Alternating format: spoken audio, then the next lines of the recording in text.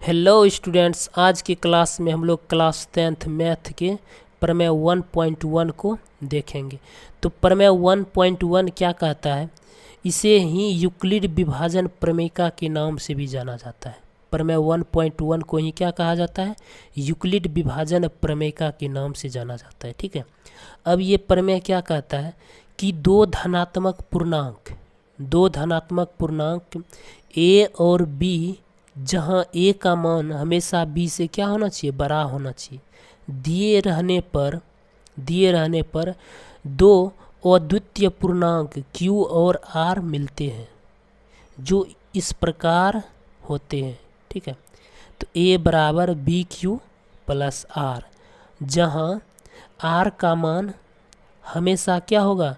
0 के बराबर भी हो सकता है और उससे बड़ा भी हो सकता है, लेकिन हमेशा b से क्या होगा? छोटा होगा।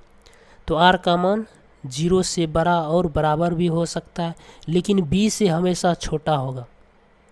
ये प्रमेय यही कहता है। और जहाँ पे a को क्या कहा जाता है? a को भाज्य कहा जाता है। ठीक है। और उसके बाद b जो है उसको भाजक कहा जाता है, और q को भागफल और r शेषफल कहलाता है। ठीक है। आइए इसको एक उदाहरण से समझते हैं। यहाँ पे एक उदाहरण दिया हुआ है। a बराबर 17 दिया है और b बराबर 5 दिया है। तो ये प्रमेय का क्या कहता है कि दो धनात्मक पूर्णांक दिया होना चाहिए, उसके बाद उनमें से एक बड़ा होना चाहिए। यहाँ पे a जो है 17 है और b क्या है? 5 है। तो ये a का मान b से बड़ा है। तो पहला नियम तो यहाँ पे फॉलो हो गया। उसके बाद ये कहता है कि दो धनात्मक पूर्णांक रहने पर दो अद्वितीय पूर्णांक q और r मिलते हैं। ठीक है। तो अब ये कैसे मिलेगा? तो सबसे पहले हम यहाँ पर क्या करेंगे?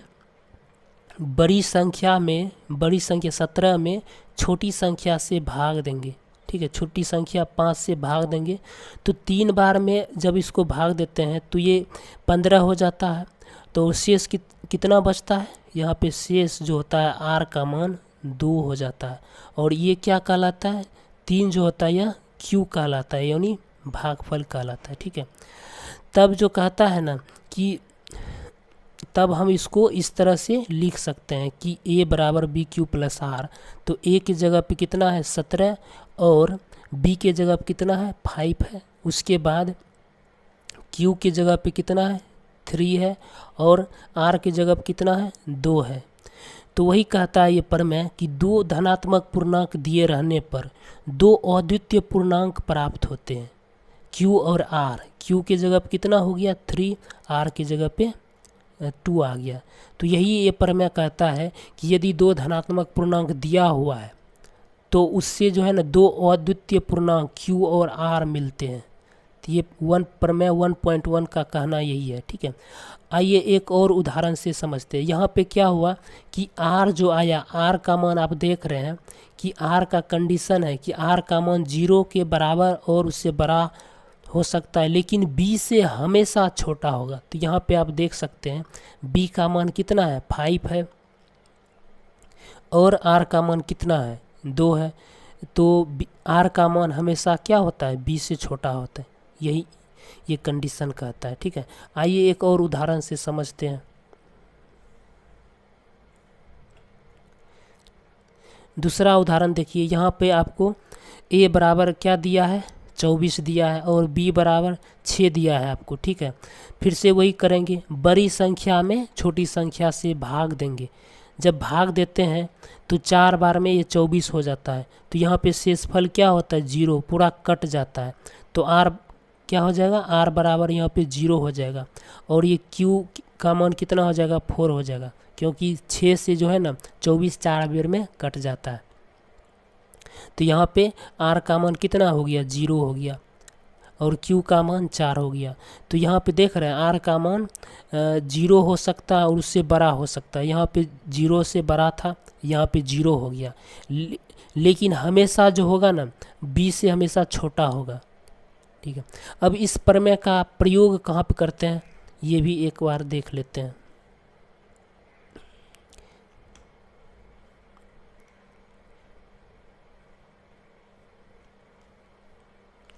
ठीक है, देखिए प्रयोग कहाँ पे करते हैं यूक्लिड विभाजन प्रमेय का प्रयोग जो होता है यूक्लिड विभाजन एल्गोरिथम, जिसे कलन विधि के नाम से भी जाना जाता है। ये बहुत बार ऑब्जेक्टिव में पूछा जाता है कि यूक्लिड विभाजन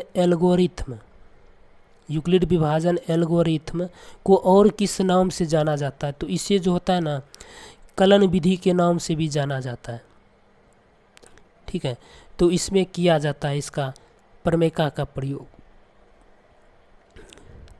अब यूक्लिड विभाजन एल्गोरिथम क्या होता है, यानी कलन विधि क्या होता है, ये जो कलन विधि है ये क्या होता है, इसको एक बार देख लेते हैं।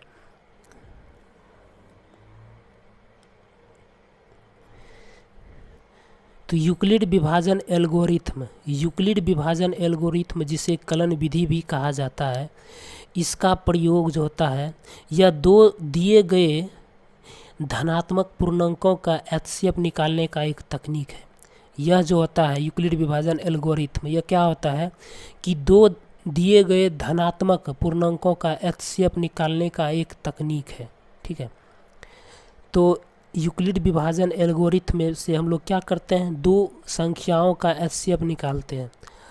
तो आइए हम लोग पहला उदाहरण को सॉल्व करते हैं।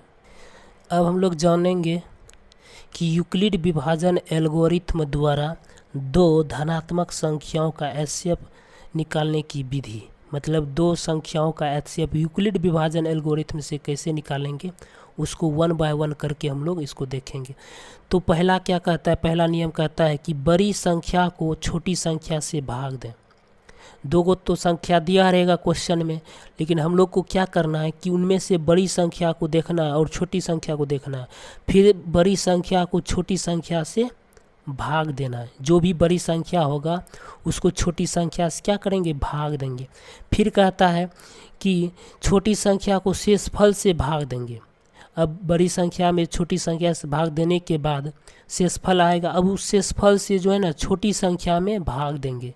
ठीक है, दूसरा लाइन वही कहता है कि छोटी संख्या को शेषफल से भाग देंगे। तीसरा पॉइंट क्या कहता है कि यह प्रक्रिया तब तक दोहराएं जब तक कि शेषफल 0 ना आ जाए। ठीक है, यह प्रक्रिया को तब तक अपनाएंगे जब तक कि शेषफल 0 ना आ जाए, और जब 0 आ जाए तो आखिरी बार जो भाजक बचता है वही दोनों संख्याओं का एचसीएफ होता है। ठीक है, अब इसको एक क्वेश्चन के माध्यम से समझते हैं। तो पहला उदाहरण है यहाँ पे उदाहरण फर्स्ट। तो इसमें दिया है 4052 और एक दूसरी संख्या है 12576 का एचसीएफ यूक्लिड विभाजन एल्गोरिथम का प्रयोग करके ज्ञात कीजिए। ठीक है, तो दो संख्या दिया हुआ है, तो सबसे पहले हम लोग क्या करेंगे, देखेंगे इनमें दोनों संख्या में बड़ी संख्या कौन है। तो यहाँ पे वही कंपेयर किए हैं कि 12576 जो है ना ये 4052 से बड़ा है, तो जो बड़ा होगा ना उसको हम ए लिख देंगे और जो छोटा होगा उसको बी लिख देंगे, यानी बी बराबर इतना लिख दिए। उसके बाद कहता है यूक्लिड विभाजन एल्गोरिथम से क्या होता है, ए बराबर बी क्यू प्लस आर। तो वही ए के जगह पे अब क्या लिख दिए, ए के जगह पे हम लिख दिए ए का मान लिख दिए, अब बी के जगह पे बी का मान लिख दिए। उसके बाद अब क्यू का मान लिखने के लिए अब बड़ी संख्या में जब हम छोटी संख्या से भाग देते हैं तो क्यू का मान आ जाता है और शेष इतना बचता है 420। क्या बचता है, शेष बचता है। तीन बार में जब हम इसको भाग देते हैं तो शेष इतना बच जाता है। फिर अब ये संख्या को क्या करेंगे, चूँकि शेषफल 0 नहीं आया तो अब यही प्रक्रिया को फिर से दोहराएंगे। फिर अब क्या करेंगे, अब इस केसेस में क्या हो जाएगा, जो b का मान था वो a का मान बन जाएगा और b का मान यानी r का मान b का मान बन जाएगा, यानी ये उठ के यहाँ आ जाएगा और इसका मान यहाँ आ जाएगा। फिर अब ये हो गया बड़ी संख्या, ये हो गया छोटी संख्या। फिर से अब बड़ी संख्या में इससे भाग देंगे। जब भाग दिए तो ये 9 बेर में खिलौने के बाद ये इतना बच जाता है। ठीक है, 272 बच जाता है। फिर भी शेषफल 0 नहीं आया तो अब क्या करेंगे हम लोग, फिर से जो है ना इसको फिर से वही प्रक्रिया दोहराएंगे। अब इसको उठा के यहाँ पे लाएंगे, यानी अब इसको a का मान दे देंगे और b के जगह पे शेषफल का मान बैठा देंगे।